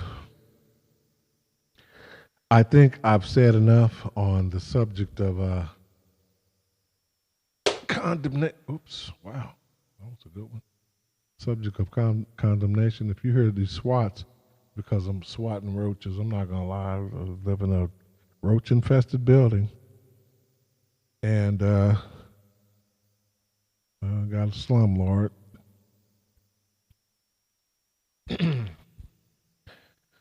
But it's a roof over my head. I'm just glad that I have a place to sleep, a place to clean up, use the bathroom, place to cook, uh, where I can watch TV, get on the internet, and work on my music if I want to. You know, so I'm not complaining. Uh, be thankful for what you have. Try not to be judgmental, condemning your brother who is just as human as you are. All of us make mistakes. All of us make mistakes. You know, uh, all of us have our wants, needs, desires. God made us like that. You know, what are we supposed to do when we want to have sex? What are we supposed to do?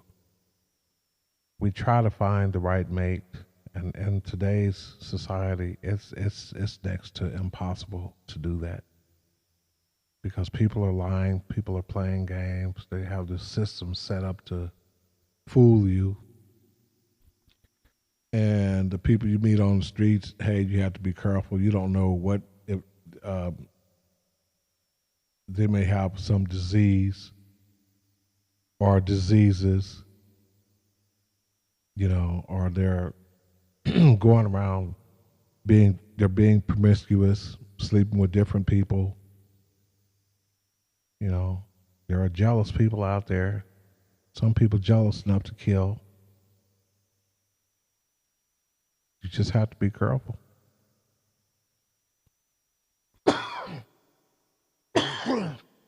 You have to be careful. And this coronavirus going around, you really have to be careful.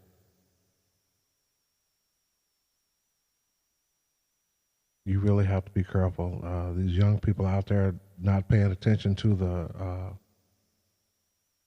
people who know better, and they're trying to tell them, you youngsters, you young people need to be inside instead of acting like this disease doesn't exist. So you have ignorant people out there who don't want to listen. And then when they come down with some disease or whatever, or find themselves in a messed up situation, well, you know what that's called? It's called being willfully ignorant. You've been told, you've seen, you know, if you look at TV, you see what's happening, that it's affecting young people as well as old. But you just want to be right out there in it, all big, bold, and bad, and you're drinking and stuff, and you don't care. Some people out there are wearing masks, some people aren't. But you want to be bad, and show yourself like you're invincible or whatever. Oh man, forget that stuff. Some people get sick from it. Everybody ain't gonna die from it or whatever. Oh, so that you're in that everybody ain't gonna die from it thing? You're one of those people who's not gonna die from it? Okay. That's, you know, you're playing Russian roulette coronavirus. Russian roulette coronavirus. Actually, and then having sex with people, hey, you're having Russian roulette sex. Something to think about.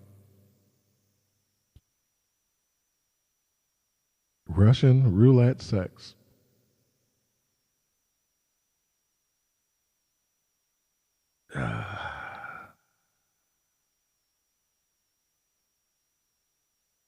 It's good to talk about these things, get this stuff off your chest. I remember one of my old Facebook pages, I was doing this, what I'm doing now. And a lady caught on to it and she started, ah, we used to write to each other and everything. She was cute, a cutie pie. But then I got rid of those pages. I lost a lot of my old friends on there. But she saw what I was doing and she started doing it. A lot of people don't even know how to do it.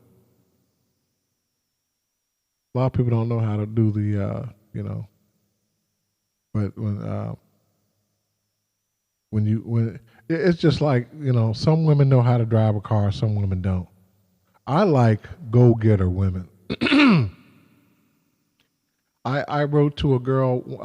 Was corresponding with a girl online on a dating site one time, and I was corresponding with a go getter, I'll never forget her name. Her name was Paula, and she lived in I don't know. I was in Minnesota at the time.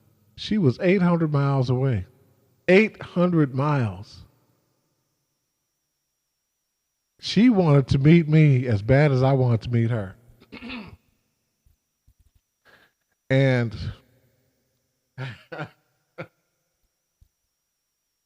she wanted to meet me so bad. In fact, she drove her van 800 miles to where I was and called me and said, "Are you ready to meet?"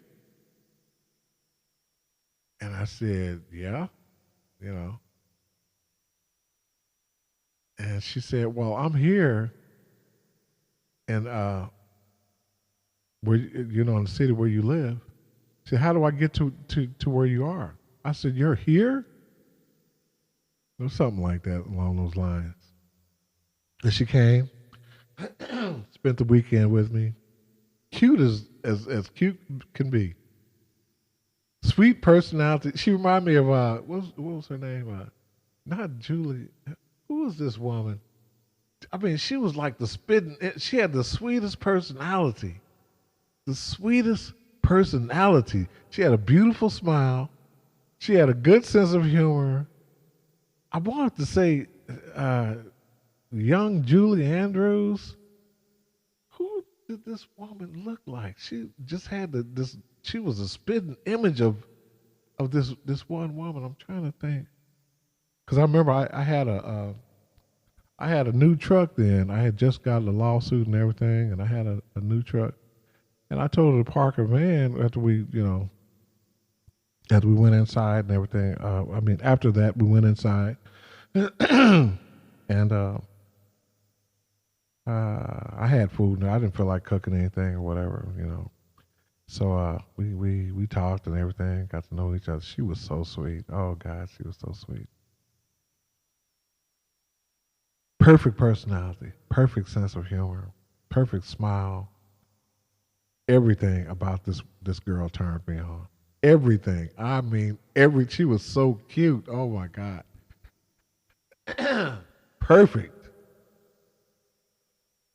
So I let her drive my truck. We went to go get something to eat and everything. And I remember videotaping her. I said, I hope you don't mind me videotaping you. Because you are so cute. You look so good behind the wheel. And she was just smiling for it. That pretty smile. Oh wow. And I know I still have that video somewhere in my stuff. I'd hate to look at it now because when she went back home, um, she had an accident. She had just went to see her son uh, with a friend of hers, this black girl, and they were all going out to eat. She went and got her son for he was in one of those juvenile places or something, and they were going out to eat. And her friend was smoking weed in her van. And as far as I know, because I was talking to her on the phone, and she said something like, hold on for a minute." Uh, and I could hear her friend talking to her, hit this, whatever. Uh, so she told me to hold on for a minute. Then all of a sudden, the phone went dead. So I'm like, what the hell? I heard some noise in the background, then the phone went dead. And I kept calling, kept calling, kept calling, kept calling. No answer, no answer, no answer. 2, 3, 4 hours went by. And I was like, hey, Paula, if you don't want to talk to me, just let me know. You don't have to ignore me. Just let me know. Whatever. A little later after that, I get a call from the sheriff's department up there. And they were asking me a string of questions. Do you know this? Do you know Paula? And I forget what they said her last name was. I said, yeah. She just went back home from coming to visit me. And she said, the reason why we're calling you is because you were the last person she talked to on the phone. And they said, did you say anything out of the way to her? She was driving. I said, no. I said, why are you? I said, is this some kind of joke or something? I said, why are you? Who is this? Why are you calling me to ask me if I know Paula? Well, Paula was in an accident.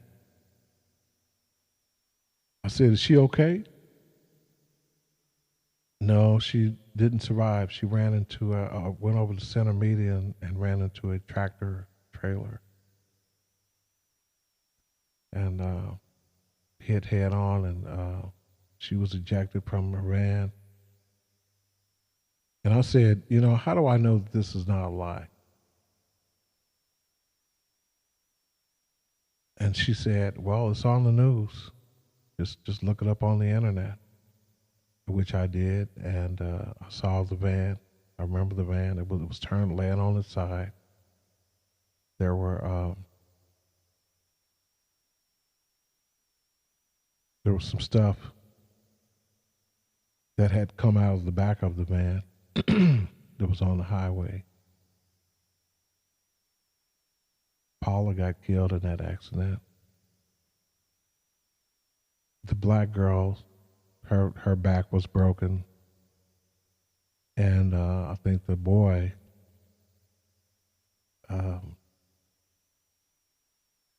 his neck was broken, but he was in the hospital. I was devastated.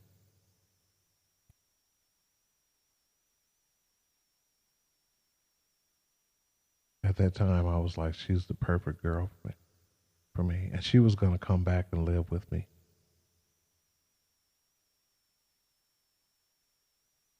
She told me that. She said, I can come back and live with you, or you can come down where I live at and live with me. And I said, well, let's think about it. And I was on probation at the time, so I couldn't go anywhere. But after she said, after you get off probation, you can come down and live with me, or I'll come live with you, or I'll live with you until you get off probation, and we can decide what we're going to do then. She was the sweetest, the sweetest. I'll never meet another girl like her. Yeah, it makes me sad when I think about her. It does. It's always somebody else. It seems, if this girl hadn't been trying to get her to smoke this weed, Paul would have been concentrating on the road instead of reaching for a joint.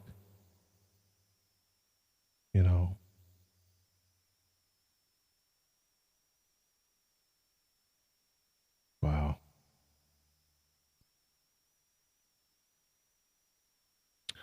Anyways, enough about that.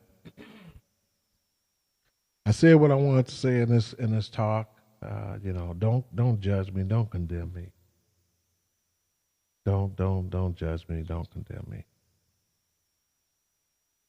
I'm not you. You're not me. I'm just as human as you are. I have my wants, my needs, my desires, my thoughts, my memories, my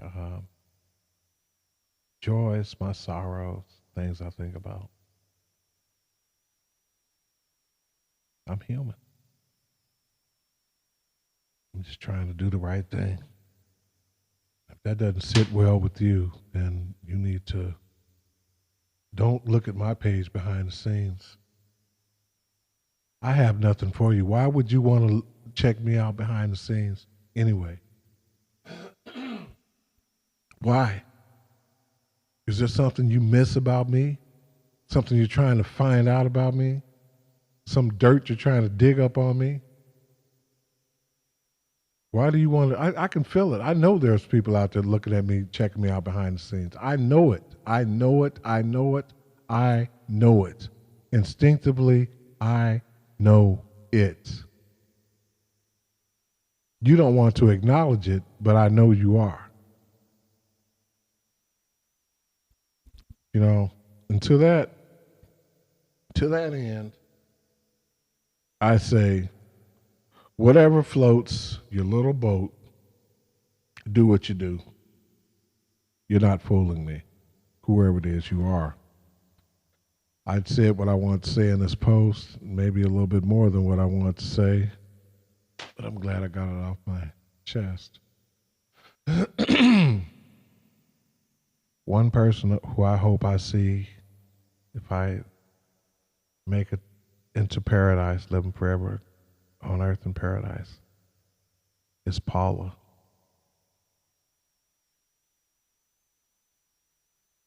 I really, really, really had had feelings for this girl. Really had feelings for her.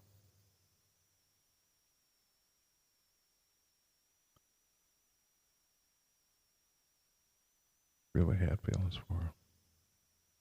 But there's nothing I can do about her being gone.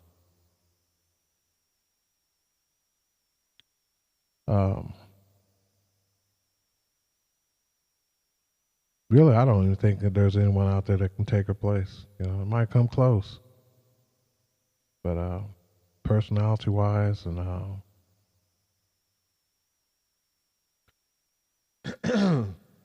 she's definitely eye candy.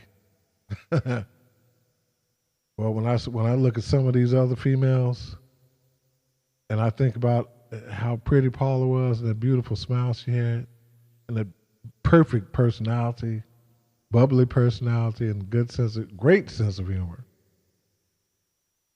The smile was just it was just so it was just melt you. It was so beautiful. Wow. When I think of her and I see these other people like it down the hall, this half and half, whatever. Boy, good God, Lord have mercy. I'm like, was that meant to be, or what? What happened? I think some people. Do I look at some people? I think that somebody was cursed. The man, the woman, or the couple, or something. Somebody was cursed. Because when people are walking around on the earth like that with attitudes, it's one thing to be, uh, uh, you know, kind of hideous looking about the face and body, and then have an attitude on top of that. Do you know how ugly that is? And then you're a he she ACDC, whatever you are, whatever it is that you are. Wow, can't get a man or a woman walk around with an attitude, and that's supposed to help your cause. I don't think so. It's got a nasty attitude, boy.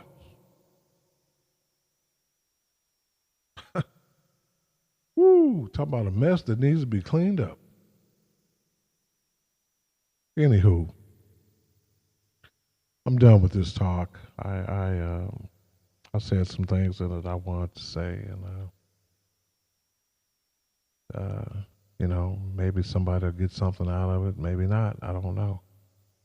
I do know that I got some things off my chest that I want to say, that I always want to say. So, uh, and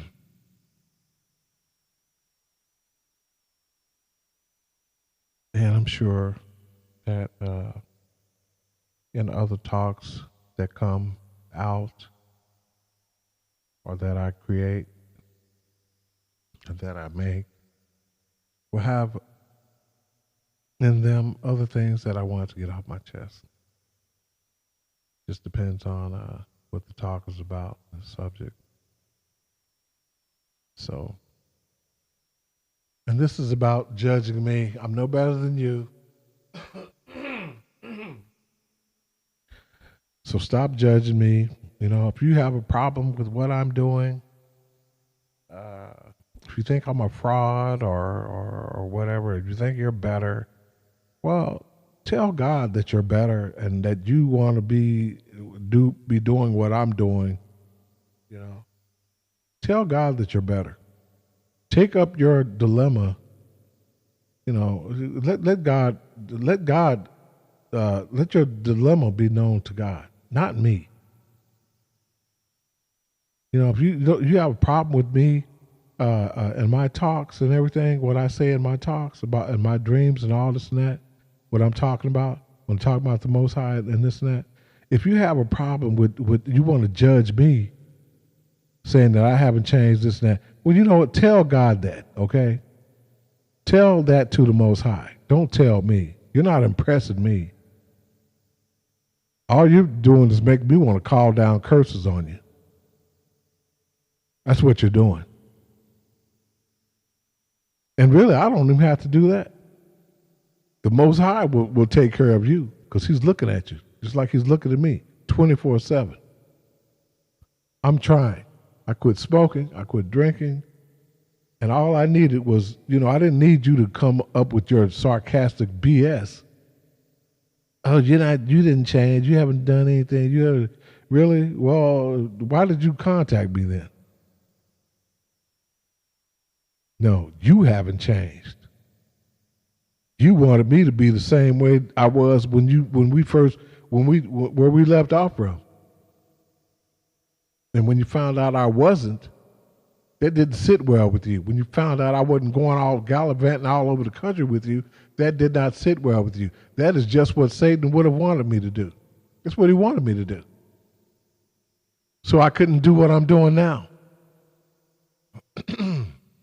That's what he wanted me to do. And when he saw that I couldn't do it, Satan and you got mad and wanted to be sarcastic and hit below the belt and all this and that. Well, just remember one thing. You've got a belt too. And you don't have to get hit below it, but you can get hit in every other way, above it, on the side of it, whatever, all over. You can get hit right where it hurts. In your heart, in your mind, in your spirit. The Most High knows how to take care of each one of us. He knows exactly how to chastise us. He knows what will get our goats. He knows what will unfloat our boats. He knows how to chastise you. You call yourself being so smart, you think it was funny what you were doing. When he heaps embarrassment on you, hot coals of embarrassment on your head, and burns you up with embarrassment, puts you in your place, don't judge me. Because in judging me, you are judging you are being judged. As I speak, you are being judged. Your judgment cometh, and right quickly. Claim to be a Christian. Hey,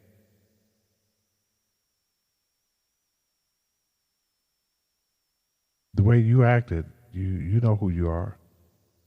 Or the way you're acting, whoever's listening to this, whoever's listening to it in judgment of me, condemning me, well, you know, the Most High, you can't hide your thoughts from the Most High.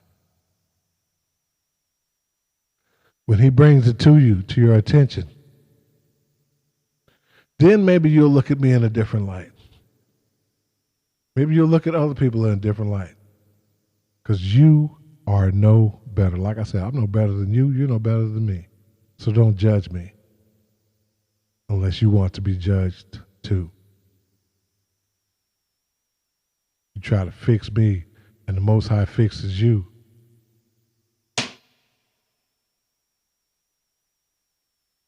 For trying to fix me.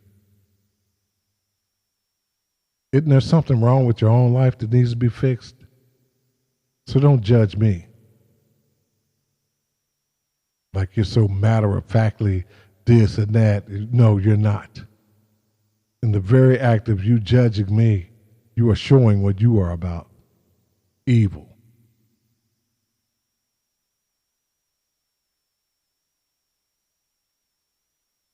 And you know who I'm talking about. You. Obviously, you heard something in one of my posts. Something struck a chord in you, and you hated it. You didn't like what you heard.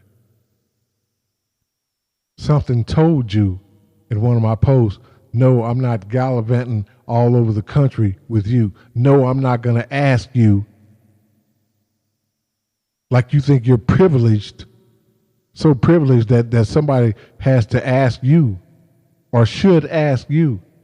Yeah. Or say to you, yeah, hey, come on, let's do that. Let's do this. Let's do that. No. Get yourself a fool and do that. Next time you get pregnant, get yourself a fool to take a plane ticket to and say, well, hey, put your mom in a nursing home and come stay with me. You think I'm stupid? Do you think I was stupid to do that? Put my mom, you come to my house 6 months pregnant by a married man and request that I put my mom in a nursing home who I was taking care of to come live with you. And you had a plane ticket in your hand when you came. Like you just knew I was going to do that I would do that for you, that you were that privileged, that I would put my mom in a nursing home who I was taking care of and just leave her there and come live with you some 800 miles away while my mom's in a nursing home, wondering where I was. So I could come take care of your baby while you had it so you could work. Your baby from a pregnant man. I mean, from a married man. Oh. Boy, that's some nerve. And you call yourself a Christian. You have life all messed up. And those of you out there, I know there are some people out there listening to checking out my page behind the scenes, not just this Lisa person. I know there are other people listening to my talks and this and that. Well, like I said, whatever floats your boat, whatever floats your boat. I have nothing to hide. Like I said, if you think you're better, if you can do something better, then do it. Don't condemn me in your mind and talk about me, gossip about me, because God is looking right at you. He's looking right at you. He knows the heart. He sees the heart. And he judges the heart before he saves the soul or condemns it. So you're not hiding anything. You might be hiding from me. I can't see you, but God can. And with that, I'm going to close this